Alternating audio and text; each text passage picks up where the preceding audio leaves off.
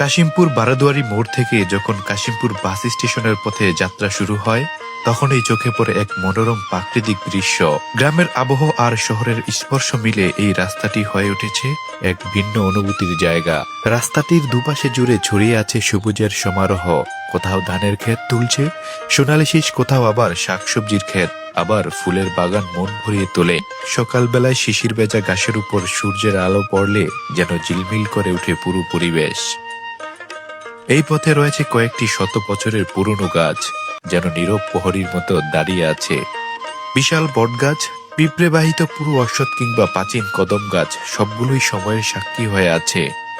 গরমের দুপুরে সেই গাছের ছায়ায় পথচারী ও ক্লান্ত যাত্রীদের দেয় স্বস্তি, আর পাখির কলতান ভরে তোলে চারপাশ।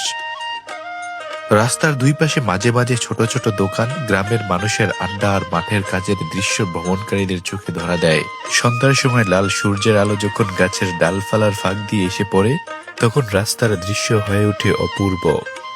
এই পথ কেবল যাতায়াতের রাস্তা নয়, বরং একটি স্মৃতির ভান্ডার। এখানে হাঁটলেই মনে হয় প্রকৃতি যেন আপনাকে আপন করে নিয়েছে। পাখির কিচিরমিচির, গাছের পাতার মৃদু ধুল আর খোলা বাতাস, সব মিলিয়ে এই রাস্তা যেন এক টুকরো জীবন্ত কবিতা।